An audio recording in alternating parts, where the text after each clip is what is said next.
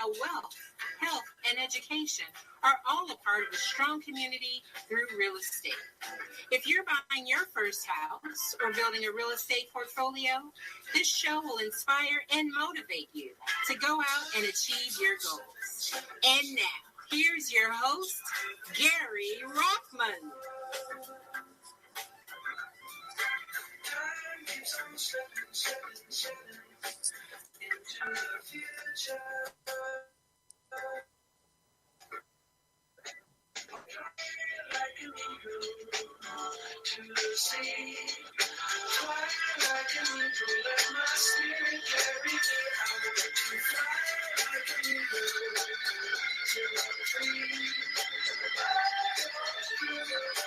Hey, this is Gary Rockman, your real estate rock star, and you are listening to Connection. Welcome to the show. Man, I'm geeked. I'm excited. I've got a great guest. Got a great show for you guys today. Man, I hope your week has been as great as mine has been.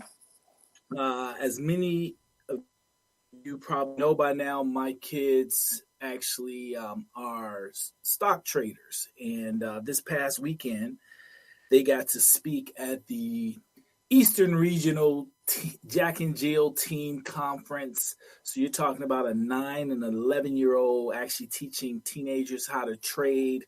They actually joint ventured with those speaking opportunities with the powerhouse Angel Rich. If you don't know who she is, please look her up. I've talked about her on the show a few times. I've actually had her on the show back in September.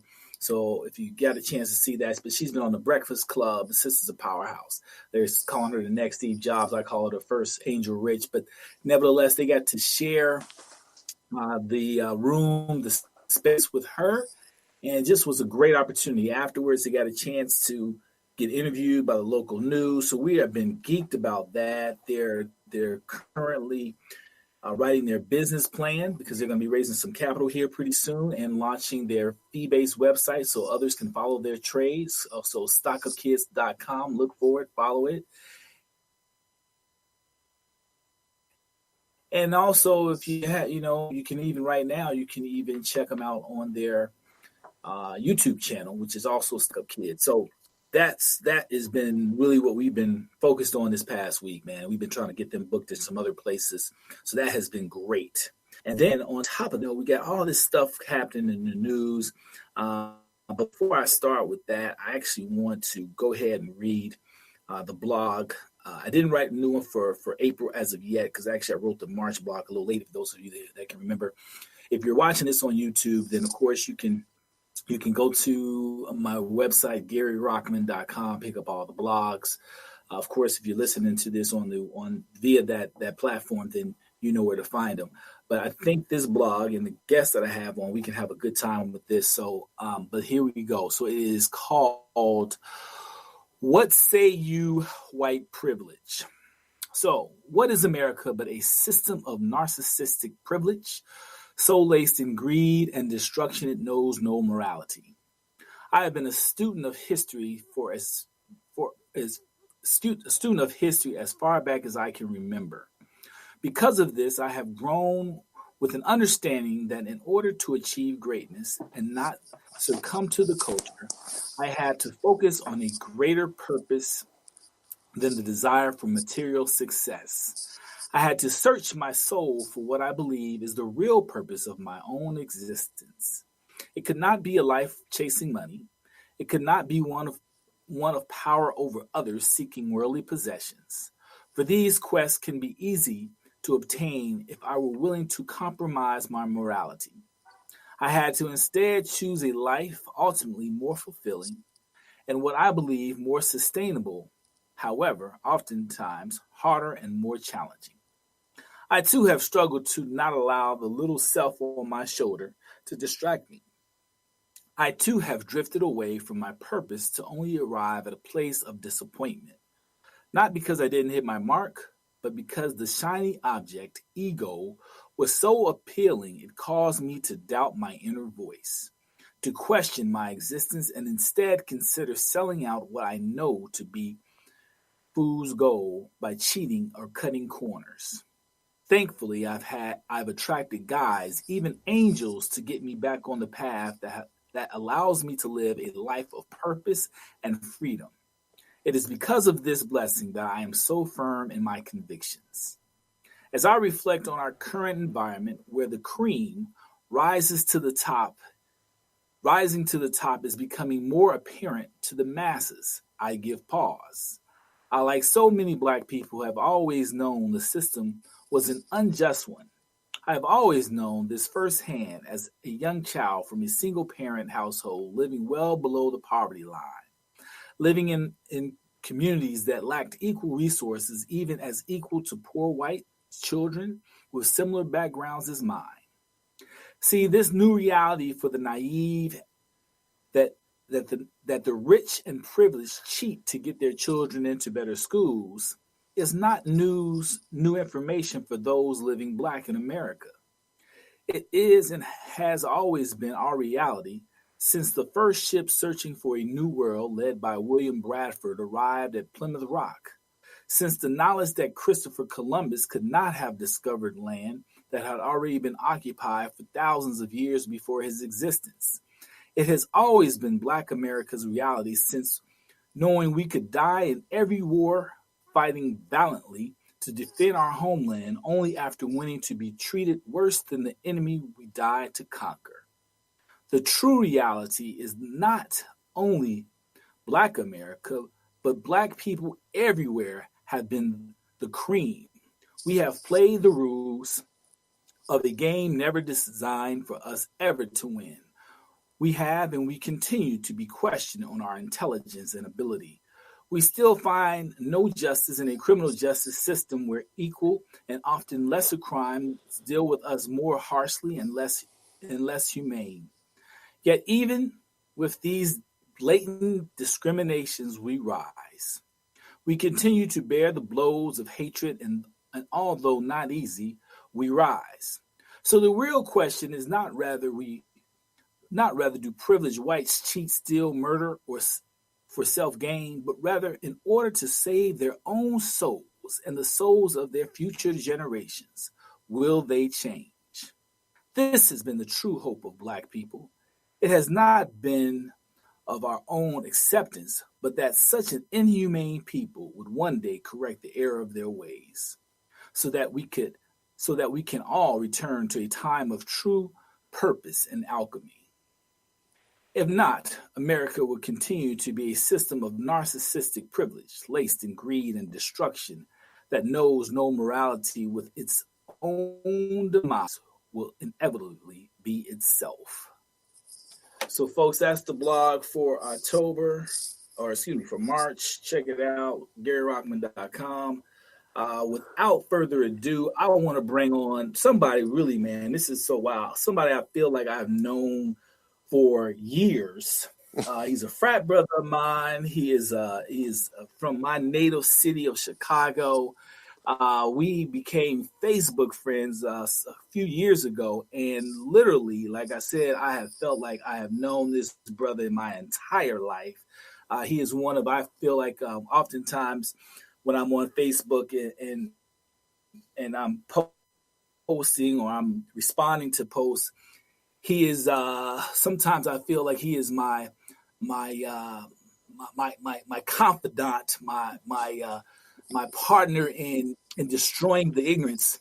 And sometimes I look and hope and pray sometimes that he will come and just have a quick post to kind of get through the maze of all the confusion and craziness that some people hit when I'm posting. So without further ado, my frat brother, my brother, Bill Grant. Welcome to the show, Bill. Thanks, G. What's up? What's up, Noopy? How you doing? Hey, man, the funny thing you got to tell them, too. You remember when I posted that picture last year, my mom standing in front of that the building on 68th and Clyde, and you were like, I used to live in that building, and I was like, man, that's where my mom and dad were when they first got married. So yeah, man, the connections are crazy. Same corner in South Shore. Yeah, absolutely. Yeah. So, man, that right. That was one of the other things, right? We like, the as they say, the 6 was it 6 degrees of separation, and then you find like, man, you walk some of the same steps, same footsteps. You know, that's something, right? So it kind of makes you also wonder if, for me, sometimes, man, being from Chicago and how I think, right?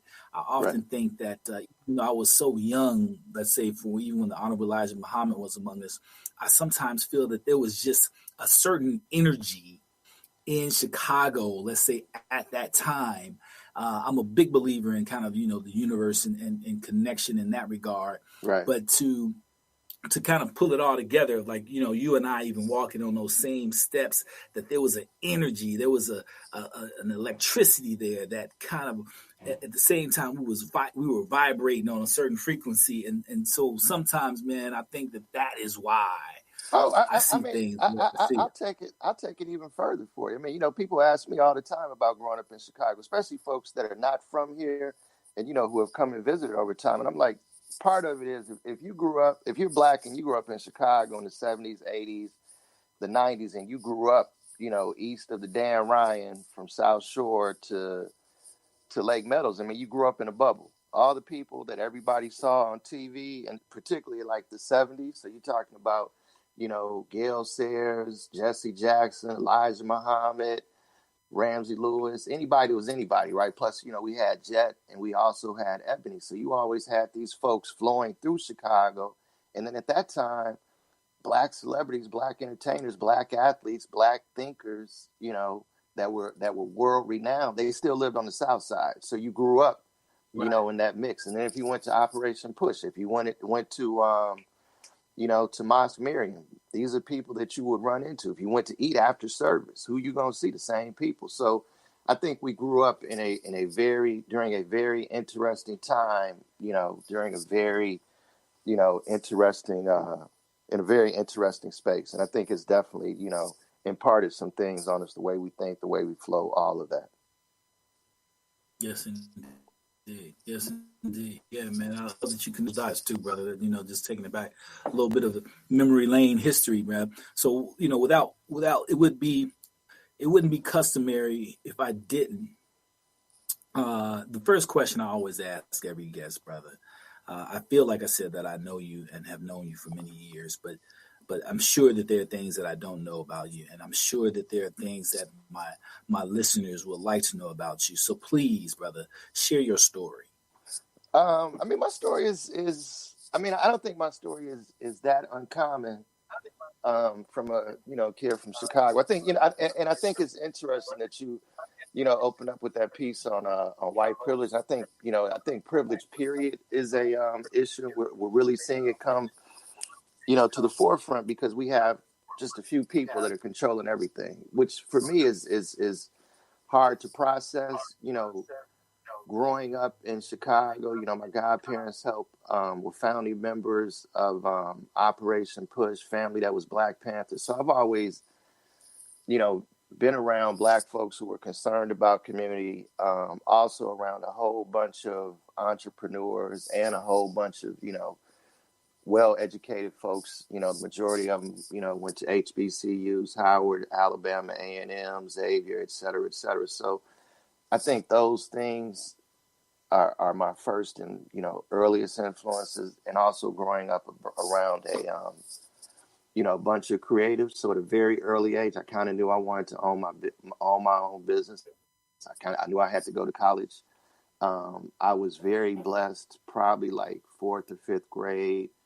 I met another one of our frat brothers, by the way, this brother named Al Hawkins, who directed the first McDonald's TV commercial, the first Black McDonald's TV commercial. He actually came to my classroom. His daughter and I went to school together. Actually, my sister babysitted was his daughter's babysitter. He came to school for, career day, walked in with a 16 millimeter projector, showed some of his work, and he walked out. I was like, man, I'm gonna be a filmmaker. So it wasn't until I got to college and it almost flunked out at Xavier that I realized, like, man, you need to change majors, figure this out. So after that, I ended up applying to film school, wanted to come home, got accepted into the film studies program at Northwestern, which was one of the few places where I could actually learn how to make films, do cinema studies, all that stuff. So, and that's pretty much the story. I mean, I've done, I've taught. So I've been a professor, taught at Northwestern, Colorado College, Chicago State, taught for CPS for a few years for a couple of different charters. So I've had some experience and some exposure, also consulting with CPS for about a decade. So I've been inside some spaces that most people don't get to enjoy and see some stuff, firsthand. And it's been a fascinating ride so far. Oh man, yeah, that's a great story too, brother. I mean, again, so like I said, man, for me and just kind of interacting with you, how we've done on social media, that kind of really makes sense to me, just that upbringing. And so, man, yeah, I feel blessed and honored, man, to now have this relationship and continue to build on it, brothers. Yes. But man, I would have you on the show because I wanted to really, just kind of brainstorm with you, brother. I mean, there's a lot of things going on around the country. Oh, yeah, you and I, again, we talk about politics and just kind of I want to actually just kind of have you go at it because people hear me on this show all the time. I will set the tone with this, but I was sitting in a cigar shop the other day and was talking to a brother, and the picture of the president came on or something, and the brother said, he made a comment about how Trump was destroying democracy. And I had to jump in. I said, well, brother, only if you believed it ever existed. And that started a whole nother conversation. But one of the things that I have mentioned, and you may even have read a couple of posts or chimed in, is that I get very angry at blacks that call this guy the worst president ever. Right. Now, I understand why white liberals say it. I completely understand that liberals say it. But I get very angry when degreed black folks, and I said degreed, black folks make that statement just from a historical standpoint. And I would like you to kind of share your views on that as well. I agree. I mean, I think here's the complication is we're at a point where we are trying to oversimplify so much that is so complicated. So like a great example, and I think what you bring up is a great example of black folks and really a visceral reaction to Trump for the past, since he was running, since he got in office. And I'm still trying to find a piece of legislation that he signed that's going to damage us as much as, the crime bill or the 98 Charter Expansion Act. And I think we argue against us not being a monolith, but we keep getting pegged into that. And it would be great if we could really find a way to break out of that monolith. Because I honestly, man, over like the past year or two, just looking at, at the political spectrum, it's almost like we are, there's all these differences between black folks, right? But then when you look at the Democratic Party, you have probably like, maybe 10 or 15% of these black folks who really who do have some modicum of political power. They don't really care about what happens to the rest of black folks, So as long as they're getting consulting contracts, as long as they're getting contracts, as long as they get to be seen on TV and get paid, the hell with the rest of Black America. And I think that is the challenge. But I think the other thing that happens though is and a buddy of mine, Pascal Robert, he calls them the Blackness Leadership Class, is the fact that they're able to lead black folks into places that at some point, like you said, I mean, we got enough degrees, we've been to enough school to be able to just use some basic, critical thinking skills, some discernment, and be able to, to separate the foolishness, and the style and really deal with the substance. I even think, and it's funny, man, I've never really listened to like Nipsey Hussle's music. Mhm, You mhm. know, just a couple of bars, right?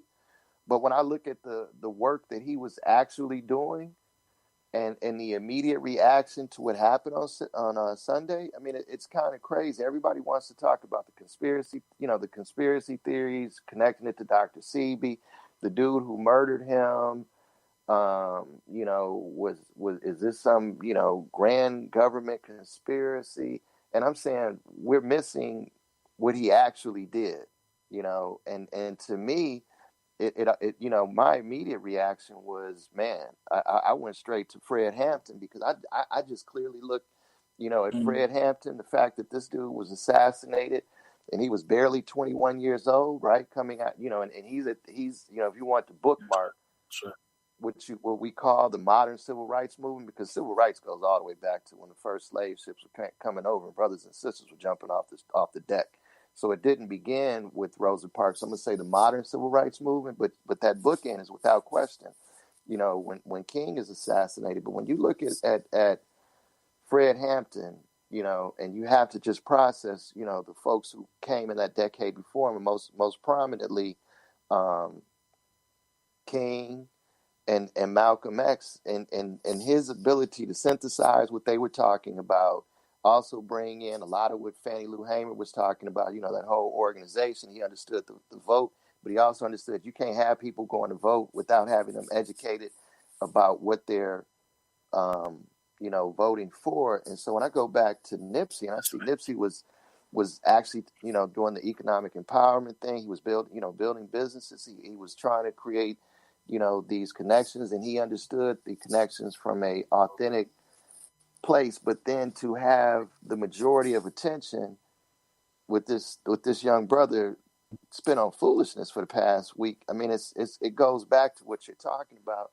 that it's all there, but it's like, how do we pop it and put it in some kind of order where it makes sense? What's the game plan? What's the agenda? And how do we get to that place? And how do we build that movement? Because right now, what I see is, I just see us all. I mean, we're just so all over the place. It's as a parent, it's Yeah. scary.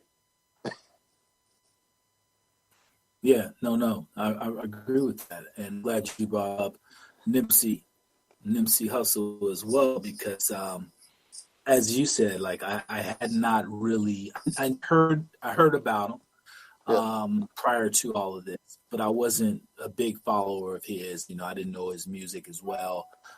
But to what the point you raised, and that all of the things that I've seen, this brother was doing some incredible things, right? Somebody actually, I think I'm gonna go back to something I saw that Dr. Boyce Watkins posted, which was kind of wow, but it goes back again. It again takes away from the work that he was doing to uh, um, I guess a lower region part of our thinking. Goes back to he connected the movie Us with kind of this what just happened, right? So that the person that's doing all these amazing things, who's actually employing black people, and we complain about not having enough black businesses. He's creating black businesses. He's putting us on. He's doing all these incredible things. He's putting community first. yeah, And you have someone who's jealous, who's living in that underworld, who wants the attention, who wants whatever it is, and he takes out the person who actually is almost like what he's been praying for, right? And so it was just I believe we're at this time. I'm constantly, really, I think a lot of times for me, brother, I post a lot of these different things really to see the pulse of the people, oh yeah, because I don't know, but I speak around the country, and when I bring up some of these things, I'm trying, I really, and my wife always gets on me a little bit, because I only know one way to bring it. And so I'm trying to take this information and see how can I basically get the result that I'm looking for and move the people without hitting them over the head with the bat. And that to me is the juggle. That's the difficult part, to get people to see exactly what you even brought up here with Nipsey Hussle, and that we're overshadowing his great work with all Nonsense. the and other things that and may or may not be true, but they're not the example of what we want to really have his legacy be about.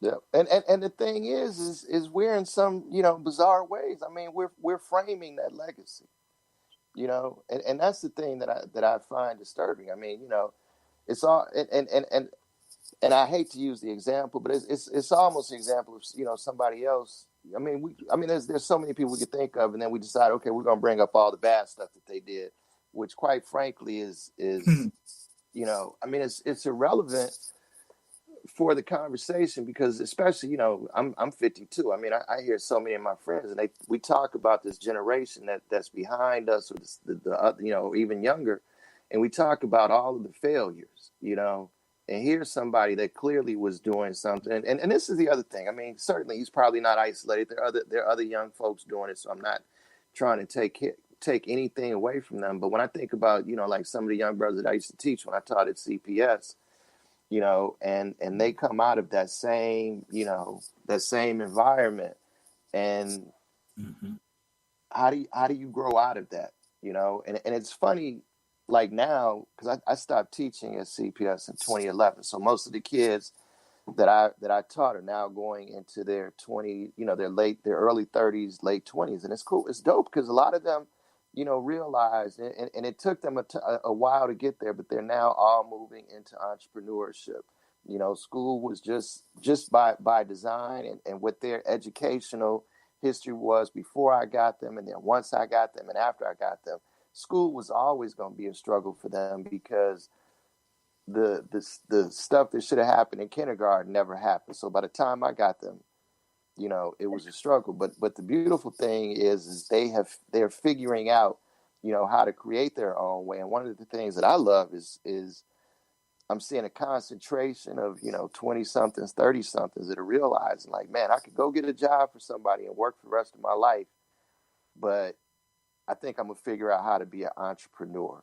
So I think we definitely, and I think, I mean, it's obvious. I mean, our biggest problem is political economics, which is what our local politics and our dollars. So we got to figure out, how to get folks to understand that those two things go hand in hand. There's nothing worse than hearing somebody talk about, I ain't gonna vote because nothing ever happens. Well, the reason nothing ever happens when you vote is because you just let somebody determine what's going to happen with the resources that should be going to wherever you live.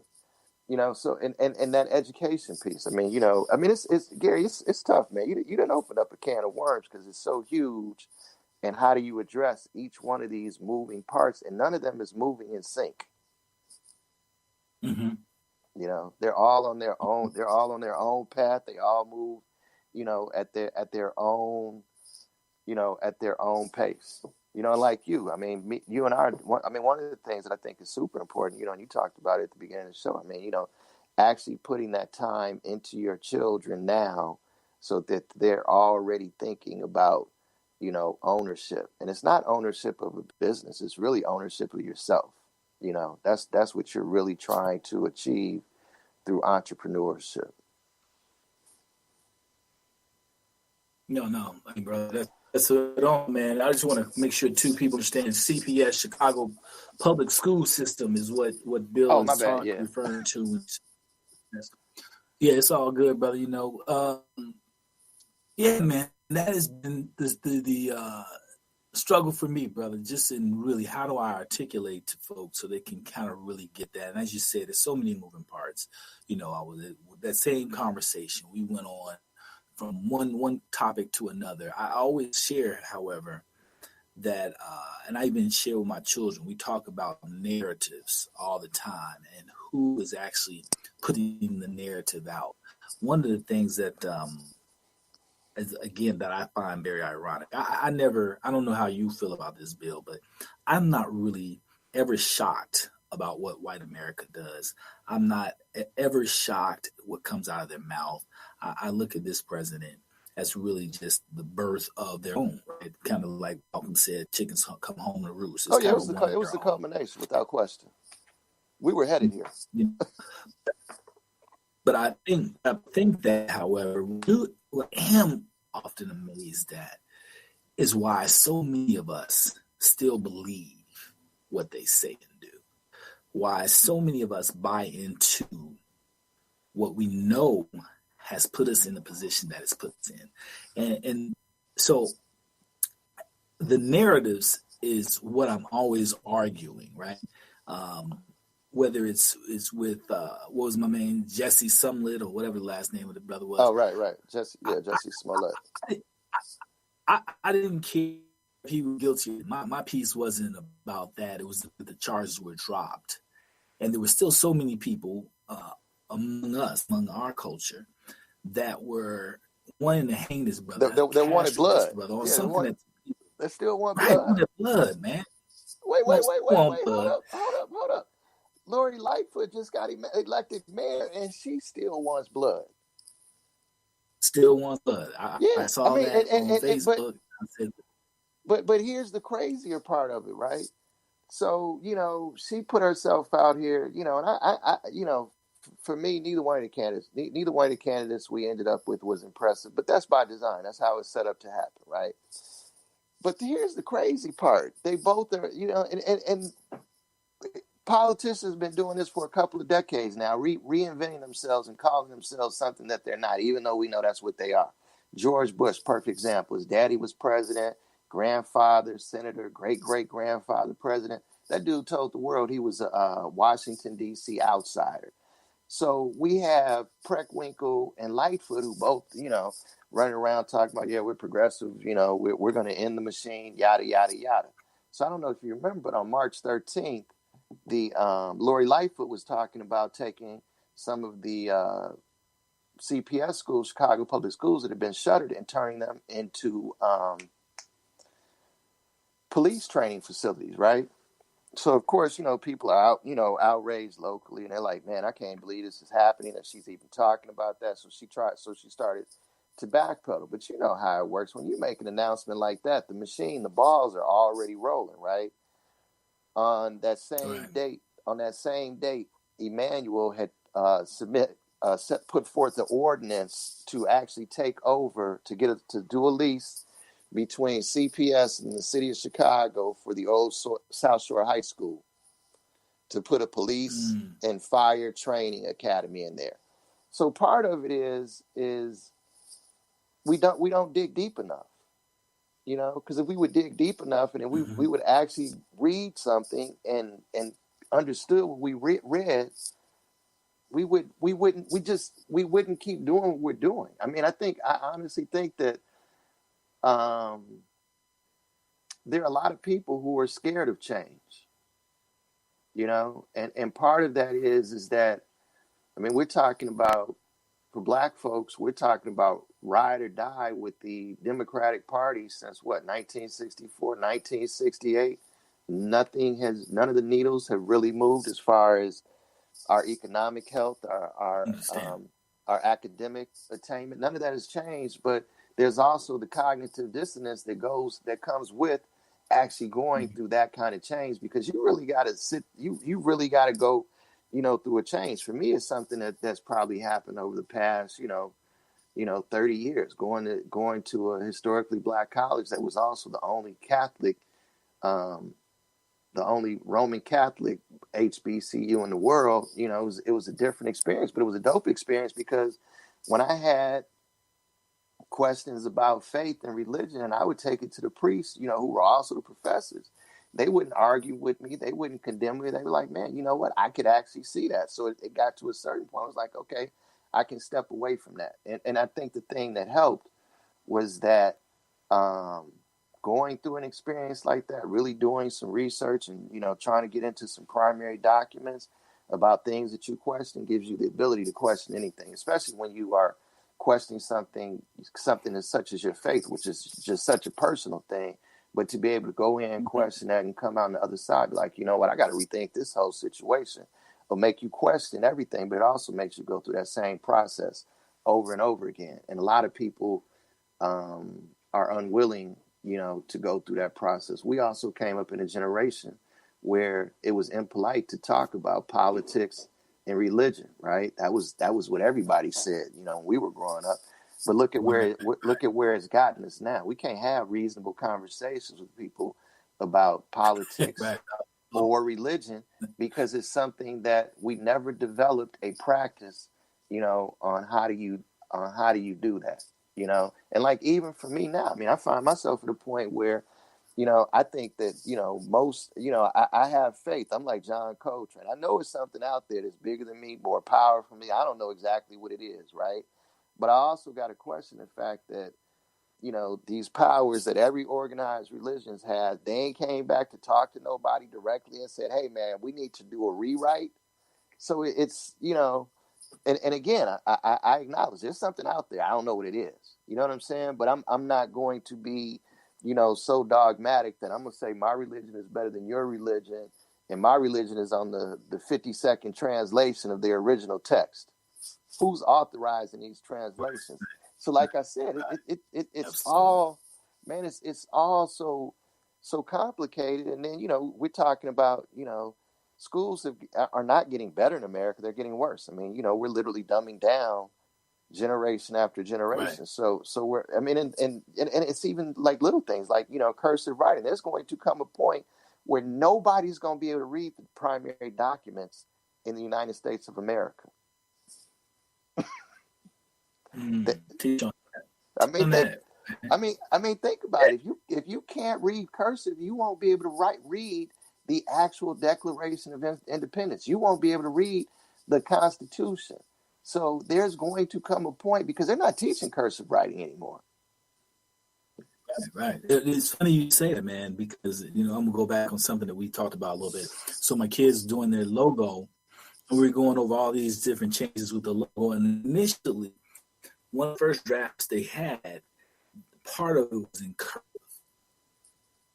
And I said, you know, half the kids won't be able to read that.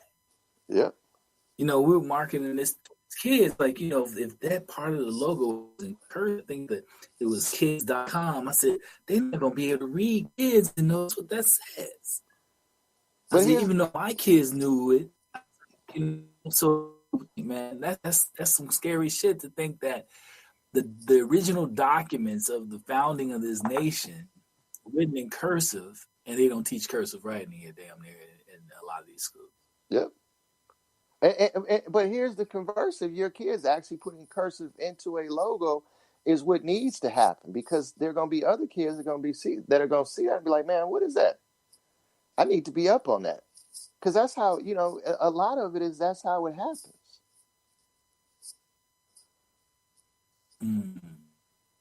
That's it, man.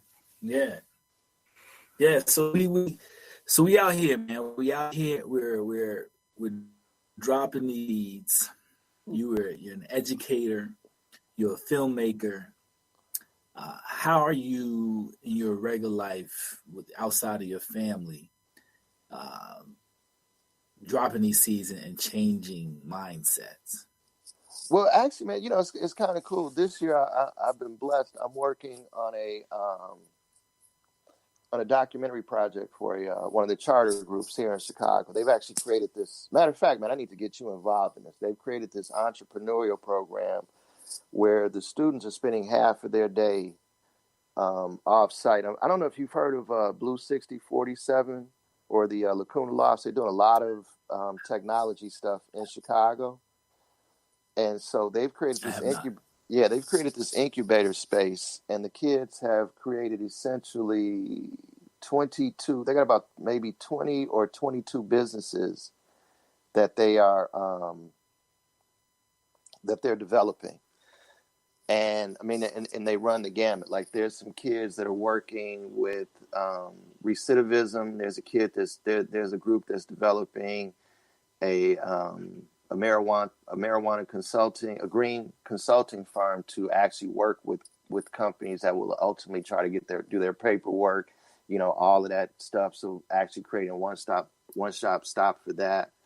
A couple of clothing brands. Oh, the killer is there's this company that this young sister named Diamond came up with. Her mother was incarcerated, and she wanted to, and she was just frustrated that when her mother was incarcerated, that it was difficult for her to get feminine products because the prisons just don't supply that, the way they need to. And if you don't have money on your books, you're out of luck. And so she started this project called Leaks to address that issue. And so she's creating this non-for-profit to make sure that women just don't have to suffer like that anymore, in prison, trying to recycle tampons, all that kind of stuff, which is just, it just doesn't even make sense, and we know it, if these were male issues, they'd have rooms and buildings full of tampons at every prison. So it's cool working, and I always love working with students, man, because they keep you grounded. They always are able to give you some insight on what's going on, but and a lot of it, man, especially, and I think most adults should do it because it really lets you know that things are not as bad as we imagine. There's great room for improvement, and if we could just get a couple more hands on deck with sense in these kind of spaces, like the program I'm working with these kids, we could change the game, because these kids are willing to they're really honestly really interested in putting in the work, and they're able to communicate with their peers in ways that I'm never going to be able to communicate with their peers. Mm-hmm. I might get lucky, one sentence out of a paragraph, but everything that they do, right?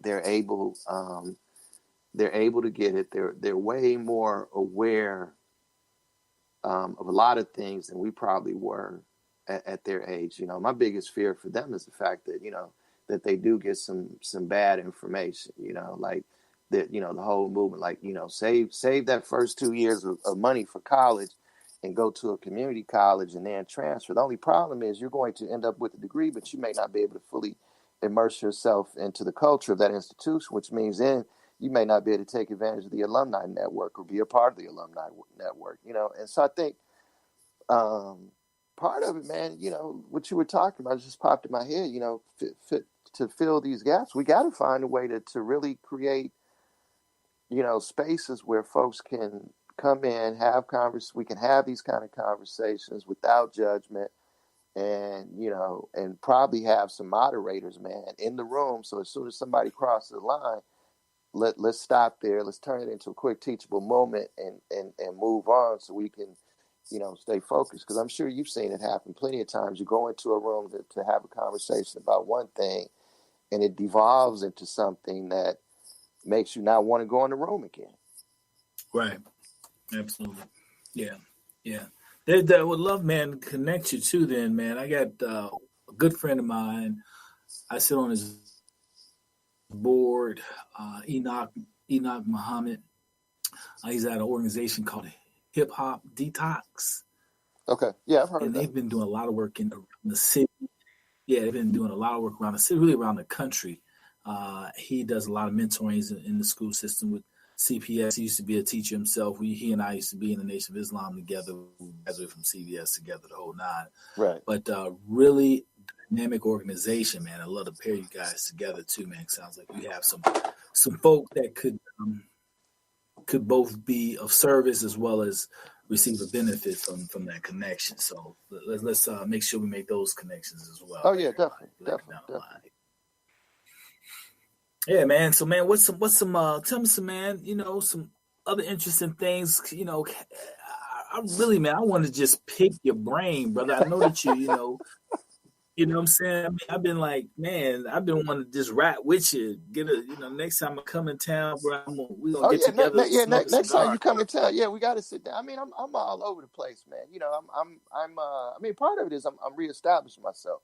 I had taken a break from the whole film thing from 2007 until like 2014.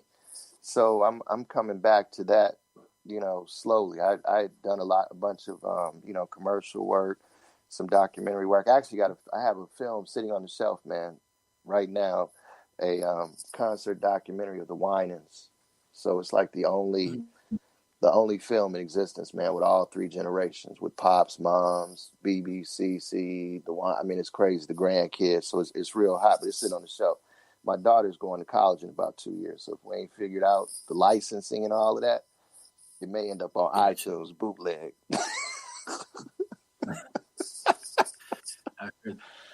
Nah, but I've now I split my time. I've when I was at Xavier, I actually ended up finishing out paying my tuition by selling T-shirts. So about a decade ago, I got back into doing imprintables, and I'm actually now at a point where I'm actually trying to take the imprintables and the advertising and the marketing and really open up a boutique creative shop. So I got a couple of my partners I'm working with on that. Actually, another one of our frat brothers who used to be a big time creative director, copywriter. He was actually, matter of fact, I mean, it's the crazy thing, like we don't know about, man. Like it was like LL Bean, the whitest of white companies in all the world. They did a major rebrand about a decade ago, and it was a brother that was in charge of the rebranding for LL Bean. I mean, and did a an incredible job, with that piece of work. And like you just said, man, I mean, the beautiful thing, you just said you got somebody you need to hook me up with. I mean, we have to, I mean, we got to do more of that. I don't think we do some of us don't do enough of it. I mean, I'm one of them cats, man. If I'm talking to folks and I hear a connection, I'll immediately, like you just did, like, man, let me put you in touch, with such and such, right? And I think that also, like you said, there's a familiarity between the two of us, and without question, I think it goes back to that bubble that we both grew up in. Because I know a whole bunch of people, man, who wouldn't have done what you did or don't do it like I do it because they're always trying to figure out what's my cut on it. And right. I'll be honest. I know I've lost out on millions of dollars just giving away free advice. But at the end of the day, it's just how I was raised. So, there are people, particularly, family who hate that I keep giving away information for free. But, I've been doing it for so long. Why not? No. Hey, bro. They say I overstand. Overstand. My wife and I, we were just talking about that yesterday, man. There's a summer program at our kids' school. They go crazy expensive private school in the summers. I live for a break. So we didn't really want to pay for, we don't really like paying for all these summer activities, but we definitely don't do it at the school they attend. We have a program, and it turns out it was free. And we finally got in, found out it was free and got our son in. And so my wife's telling all of the Black families about the program. Like, it's this free program, get your kid on it. Woo, woo. And, for the most part, most of the families didn't know. But then we found this one parent, and not only did she know, but she, they had been doing it for a couple of years. So we like, man, how come she didn't call us? Right. Why didn't you hook nobody up? Like, you know what I'm saying? Like, here we go, right? But we was like, hey, like you just said, man, some of us are just wired that way. I tell our kids, it's about one first, being of service, doing what you love, being of service. The money will come. We will grow in abundance in that way, but we have to understand that we have to the old see, tell my daughter, you have to have it open. You can't have your arms closed because you may not give anything away, but you're not getting anything either. So, yep. So that's how we look at that. But yeah, brother. But yeah, definitely in that bubble, we do share. I absolutely agree. Man, so tell me what you have. So you got the movie that you got the Winans. So I got that document. I got that piece. Yeah, and I got a couple of other pieces that I'm film wise that I'm developing, and then I have I got a brand that I'm doing some consulting with now that you're gonna love called Stay True. That's going to launch probably in about a week or so. So when it gets closer, I'm gonna send you some. Matter of fact, I'm gonna send you one of the pieces. I'm gonna send you a couple of pieces, and you're gonna dig them. All right, cool. But that's you see that afro you see in the background. That's what that's for. Okay, Yeah. cool. Yeah. So excellent. Yeah. You know, my son rocks his afro too. So yep. We afro people over here. My son got a big old afro, bro. He's got a big one, man. It's old school. That's what you got. That's what you got to have. Yeah, it's definitely old school. He's the only kid at school with a fro. You know, he walking around. So yeah, but it's cool, man. That's excellent, man. So yeah, man, I can't wait, man, to really make the connection one-on-one and face, and you know, and face to face, man. Like I said, brother, you have been somebody who many a time I have actually added you to the conversation on somebody else's feed. That I was like, he's not a friend. Let me get some support. So man, I appreciate I know. Hey man, and that's the thing, man. I appreciate it too. Sometimes I'm like, man, I'm gonna need Gary to chime in. But you know the thing that messes me up, man, is the fact that the information is just so readily available. You know. Yeah. And I just I can't understand why people, you know, won't go get the information. Right. I think, man, like you said though, man, we are so. You brought up a point about just not wanting to change, and I think that, like you said, man, I think that's the big part of it, man. Because even when we are presented with truth, we will go turn the other way. Right? I was just sharing with somebody as well, man. And I tried to do this for those of us who are degreed and whatnot to kind of get them to really see the point of how these narratives play on both sides. So as we kind of point our fingers and say this person's guilty or that person's guilty, and you know we play right along with the narrative.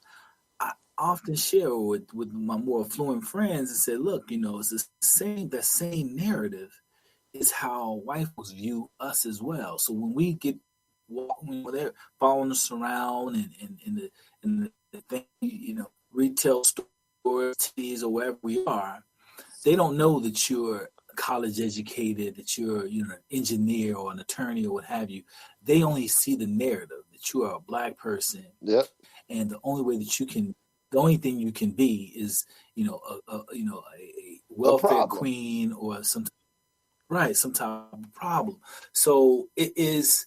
But again, we are so detached from that, right? So we get angry when we get followed in those stores and that these white folk believe that narrative. But then we turn around and we take the same narratives and we use them on ourselves. So that is to me the ironic aspect of all of this. Again, is how we continue to do that, as well as trust those who have given the smallpox, who have done the syphilis experiments, who have done all these different things, and we still believe that they're telling us the truth.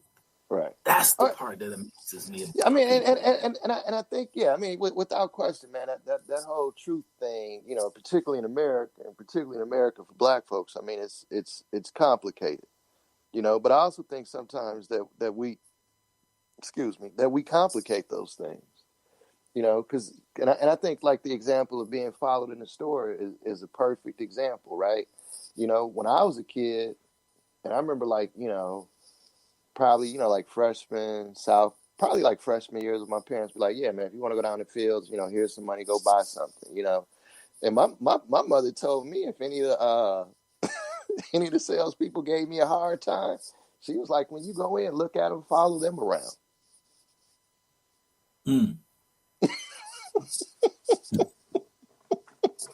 Man, I did that at I walked into Saks Fifth Avenue, man. I made a beeline for the first one I could find and followed them around. They were like, what are you, you know, they were trying to avoid me.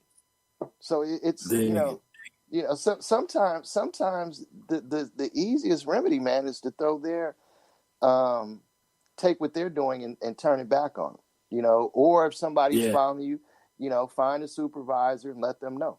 So there were simple things, you know, that my mom was like, no, we're not dealing with that. But I think, again, man, so much of it goes back to, you know, so much of it, man, goes back to exposure, you know, and experience. You know, like we've all been to restaurants and we've all, you know, seen folks get bad service, or, you know, your food come out wrong. Now, how you handle it determines the actual outcome, you know, and so it's, you know, you can see all of these different degrees. You can see one person, you know, their food is messed up. They come to the table. Off. They either go off, and it's a scene. Nobody leaves happy. You see other folks, they come to the table. They say, hey, this is what's wrong. They explain it to them. Boom, fixed. It's. I mean, so much of what happens, we determine the outcomes, but we don't allow ourselves to see it through. You know, and I think you know, this Nipsey Russell case is I mean, I think it's just such a great example, because you had all these folks day one who had conclusions, right? You even, I don't know if you're familiar with Brother Polite that's on all the time. Yeah. You know, big fan, but yeah. And this is the thing. I love and respect his thought process, right? But he went so far out on the limb day one that then he had to stick to the narrative the next day when he made his next video, rather than, dude, you're somebody that people are looking to, you know, especially, you know, that 20 to 30, 40 something crowd. They're looking for you every day, man, to say something for some guidance, you know, because there's clearly a hole that exists, and there's a lot of people trying to fill that hole. You could have changed the whole narrative, but you picked it up, like you said. I mean, we imitate. We so often talk about we don't want to be like white folks, you know, and I hate to say it like that, but that's what it is. We often say that, but then we pick up and are so ready to imitate them, you know, and it's elaborate on that when you say it. So the news is going to pick up and they're going to discuss nonsense with Nipsey Hussle, right? That's what they're going to do because he's black, you know. And eventually they're going to, you know, and this is the strange thing, because the mayor came out and made the statements that he made about Nipsey, and the chief of police came out and made the statements that he made about Nipsey, and they clearly recognized that this brother was trying to do something in that community that he was of, and not only was he trying to do it, but they took him serious enough. We need to have a sit down with this guy, right? So the news media isn't really, they're not beating up. They're not even like trying to dig for dirt and find it on them. We're doing it for them. All the bad stuff and all the crazy stuff that you're hearing about Nipsey is literally coming from us. And they had some dude, last name Johnson, I can't remember his first name. He wrote this ridiculous article about Nipsey being a homophobe. I'm like, dude, you really, that's what you really woke up to write today. You know? Whereas the conversation I'm having with my kids about him is very different. You know, they were like, yeah, Dad, he was on something, man. That Vector 90 space he was doing, you know, when you listen to him, I mean, you can tell that he understood. So, I mean, it just seemed to me like, man, this was a great opportunity for us to actually frame this story on social media and not get caught up in, you know, in things that honestly we can't even prove. You know, that's the other thing. Half the stuff we argue about in social media, it's nothing but theoretical. It's ideas. It's minutia. You know, but folks they be dead serious about it. Man, that's right on, man. That's right on. That is right on. That's why I say I call them Facebook jurors. Oh yeah. The special victims unit. You know what I'm saying? Yeah, absolutely, man. Absolutely. And it's just again. And it's interesting when you think Go ahead. about the fact that you have the city of Chicago is still trying to try Jussie Smollett, right? Whereas LA has taken, the government there has taken a whole different position on Nipsey, and what he was doing. And my reason for the whole thing, like, we need to focus on what he was doing, because there's literally a critical mass that could be built right now at that corner of Slauson and Crenshaw, and really turn it into something. Because clearly the local government is paying attention. They're listening. You know what I'm saying? So if our voices were about, like, man, how do we take this Vector 90 situation that he was doing, the STEM incubator? How do we help blow that up? How do we take Marathon Clothing? How do we blow that up? Because this dude already put something in place where he was creating jobs for folks in that community. Everything that he was doing could be scaled up and replicated. But we talking about the Illuminati, Dr. Sebi, rest in peace, But those things have nothing to do with what his real legacy was. And his real legacy, honestly, was way more to take him out for what he was actually doing than the conspiracy theories that people have offered. Because if I'm a little knucklehead, that wants to rap, that's gang banging, I'm trying to figure out a way out. And I know it ain't my rapping skills, because ain't nobody paid me to rap yet. I know it ain't no wicked jump shot, because I don't go to school, right? This dude has actually created a blueprint, Hustlenomics. Have you seen the Hustlenomics thing he did? Yeah, I mean, I haven't. I mean, it's on paper. I mean, it's just like the Black Panthers wrote a 10-point plan, and we would just stick with the 10-point plan. We wouldn't be where we are. Right on.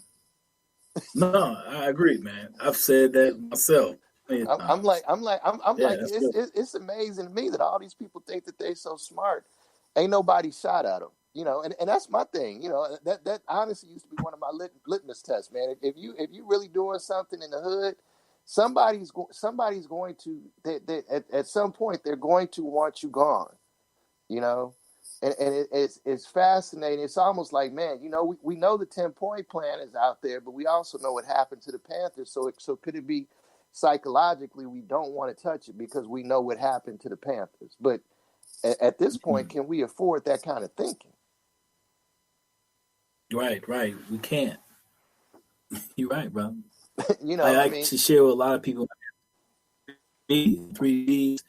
Typically, even when someone comes to my home, they can't. The conversation has no credibility if they aren't at least doing the 3Bs. I always tell them, you can be banking black. I don't care if you have another account with someone else, but you got to have one account with a black bank. Right. You got to be spending 50% of your dollars with black people, and you have to be for causes that are for black people. Many of these organizations, even Cap Alpha Psi, which we are both members of, have supported on a national scale great organizations. I'm not knocking the organizations, but that didn't really serve as many of us, as far as black people, right, as it did the majority race in this country. And so I'm like, man, you think that, again, we would be thinking of, or we supporting things like sickle cell or things that really pertain to us more specifically. So my piece, man, is when they thresholds. Say it again. I said in our house. Absolutely. These issues, I mean, these are issues that we deal with every day when we cross the threshold. That's right. So my piece is like, if they can't come in at least and have those, if you can't, check a box on those three, then we can't really have a conversation on how to move this thing forward, right? So that's kind of my first piece. And then when you bring it down, man, what you break it down is, again, and I think this is what scares us, right, is because I don't even know if a lot of people even know that the members of the Black Panther, Fred Hampton, all these different members were even, killed like that. I don't even know, because I don't think we know enough history to know those things. We know, we're still in this phase again that we just want to blame somebody. So we then blame urban America and say, well, they got to stop killing one another. It's that. As I share with my wife all the time, I think that the biggest problem has not been urban America, but it's been those of us who supposed to be the talented 10th, the degree Negroes, who actually have not come up with solutions. Well, hold up now. But could it be the fact that the entire term or notion or concept or idea of the talented tenth has been bastardized. Absolutely, absolutely. Because Du Bois only talked about, if you're the best in whatever your field of endeavor is, make sure that you train somebody coming behind you, right? He didn't specify to doctors, lawyers. You could have been a bricklayer. If you're the best bricklayer, go train some more bricklayers. And I think part of it is the fact that, and I think that the talented tenth is a great example of how we let other folks determine our stories, right?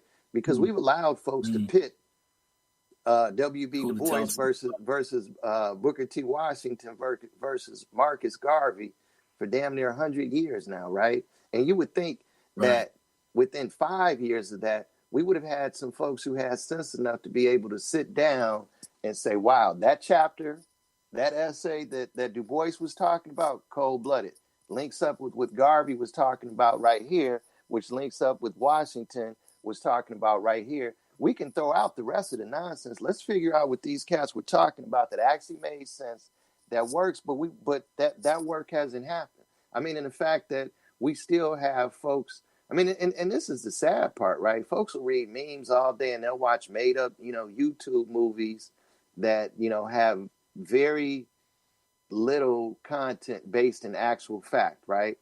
But if you would actually go do the homework, you would find out that the minute that when Martin finally just clearly articulated, because most people they don't get this, they talk about Martin Luther King didn't really start talking about economics until he was assassinated.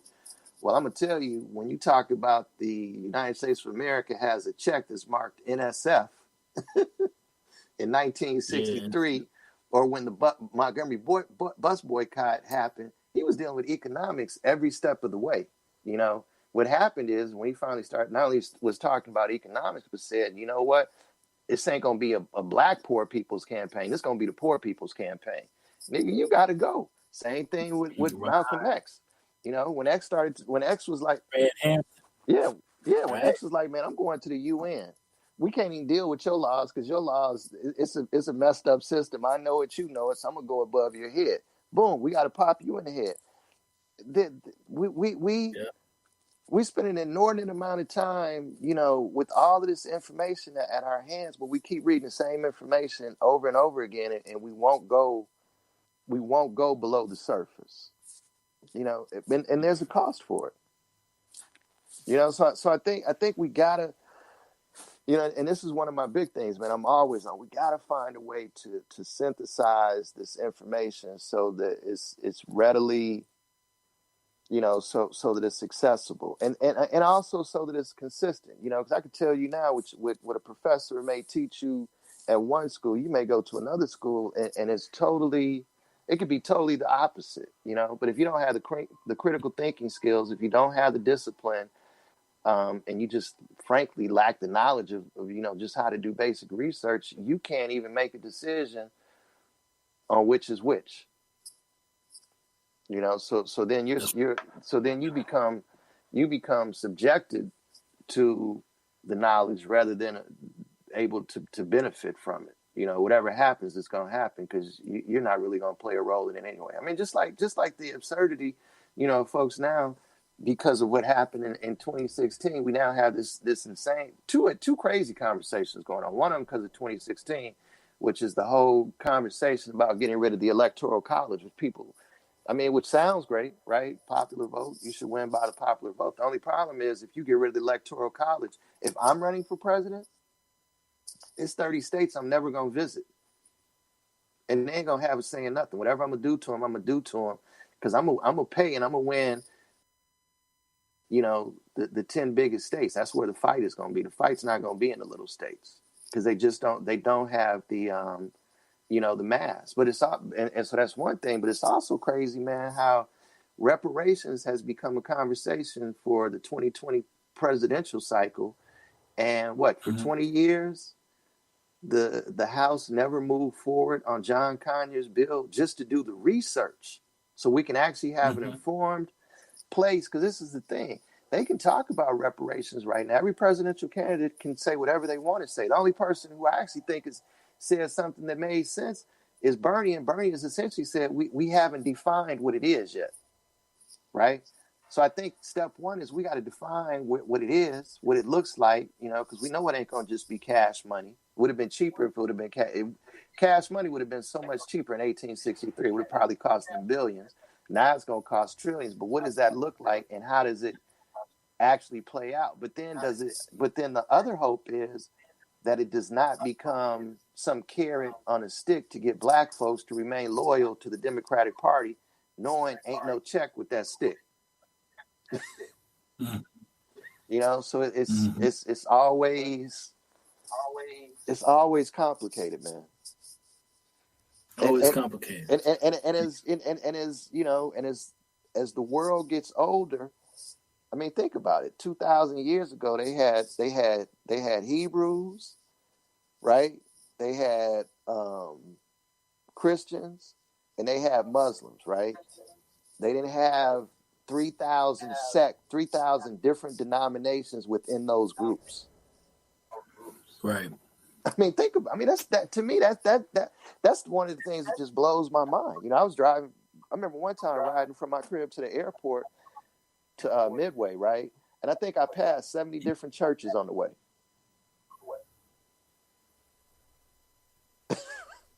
Dig it. No, that's real. 70 churches. That's real. On a level of all of them own interpretation of the same story. Of the same story. So we literally live in a world, man, where we're fighting over like the same things. We're fighting over our perspectives on basically the same three essential stories. Yeah. And all of our problems stem from that almost. My God, brother, we look, man, we got to do this again, bro. I want to bring you back, man. I want to bring you back. We can just, man, just bounce it off, because you're giving me some perspectives as well, man, that I didn't really think on as much. I'm one of these cats that I actually was kind of like, though, not thinking that any of these cats was going to pass or reparations if they were elected, but I have said let's fuck it, let's put it on the conversation, let's talk about it at least, let's start at least dialoguing on it. But to your point, we I'm thinking that way, but that doesn't mean that the majority of the people who are actually biting this are thinking that way. Well, G, think about they this. May think, but look at the complication with black folks. We have some, like me and you, we understand it, right? And you and I understand it at a level where we know and we understand that it's not going to just be a check, and it shouldn't just be a check, right? So you have that group. Then you have, and I'm gonna just simplify, because it's probably like 50 different groups hierarchies we could go into. Then we have above us the niggas that like, man, we don't need reparations. Fuck reparations. You sound dumb as hell, because they need to repair. You don't need to be repaired, but there's millions of Negroes that need to be repaired, right? Then you have the ones that just want to check, and then it just gets worse and worse the lower you go. But again, and that's the complication. So it's all. So we need. The reason that we need a definition, we need an understanding of what we're talking about, because then we can actually have an informed conversation about it.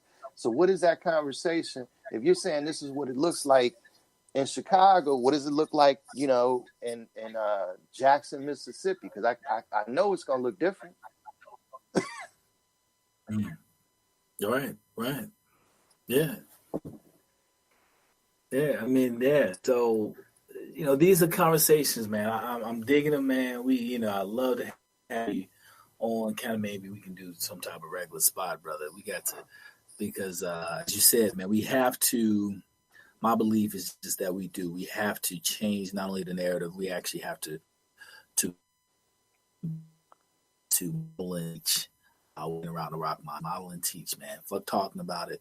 Let's be about it. Oh yeah, let's be the examples for it. That's what I was just kind of, people can follow it. Yeah. But let's do it, brother. Let's do it. And I think that's the thing is to create it, to figure out a way to create some ways to model it, because that's what they need. That's what folks got to see.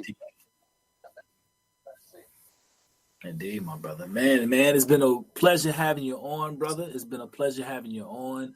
What you got going on this week, bro? Oh, How can people that want to reach out to Bill reach out to you as well? Tomorrow is my birthday, man. I turned 52. All right. Happy birthday, brother. Happy Yeah, birthday. so that's good stuff. Day. And then we're having the launch party on Sunday. So I'm gonna send you the information for that. I'll send it to you today. We got a couple of kinks, but the party's supposed to be Sunday, so everything is when I get off this, I got to make a couple of phone calls. But if everything is a go, which it should be, I'll send you the information. Go ahead and let folks know. But it's you gonna dig it. Okay, good stuff, bro. Good stuff. How can people, man, want to reach out to you? How can they connect?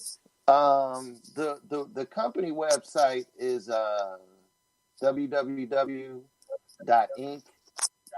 INKNTHREAD.com, which is Ink and Thread Design. So you can always hit me there. There's a contact us page on there, so you could just reach out. That's it. All right, cool, brother. Well, again, man, it's been a pleasure having you on. Folks, I hope you enjoyed today's show as much as I did. Until next week, keep moving forward.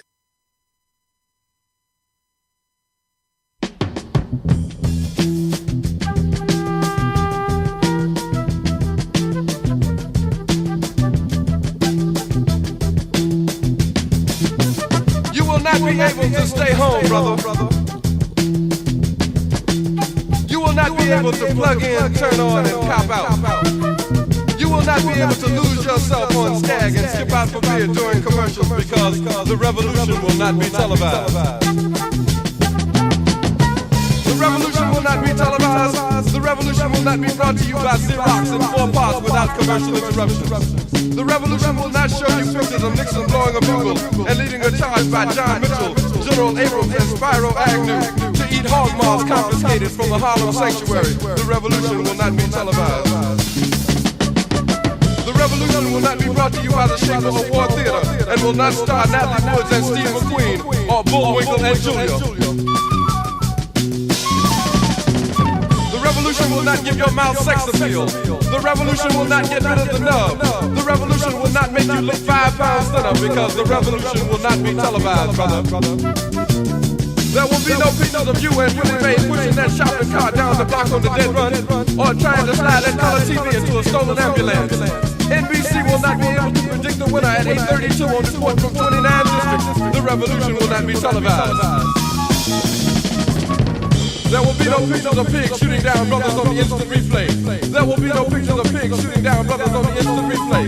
There will be no pictures of Whitney Young being run out of Harlem on a rail with a brand new process. There will be no slow motion or still life of Roy Wilkins strolling through Watts in a red, black, and green liberation jumpsuit that he has been saving for just the proper occasion. Acres, Beverly Hillbillies, and Hooterville Junction will no longer be so damn relevant, and women will not care if Dick finally got down with Jane on Search for Tomorrow, because black people will be in the street looking for a brighter day. The revolution will not be televised. There will be no highlights on the 11 o'clock news and no pictures of Harry Hahn, women liberationists, and Jackie Onassis blowing her nose. The theme song will not be written by Jim Webb or Francis Scott Key, nor sung by Glenn Campbell, Tom Jones, Johnny Cash, Engelbert Humperdinck, or The Rare Earth. The revolution will not be televised. The revolution will not be right back after a message about a white tornado, white lightning, or white people. You will not have to worry about a dove in your bedroom, the tiger in your tank, or the giant in your toilet bowl. The revolution will not go better with coke. The revolution will not fight germs that may cause bad breath. The revolution will put you in the driver's seat.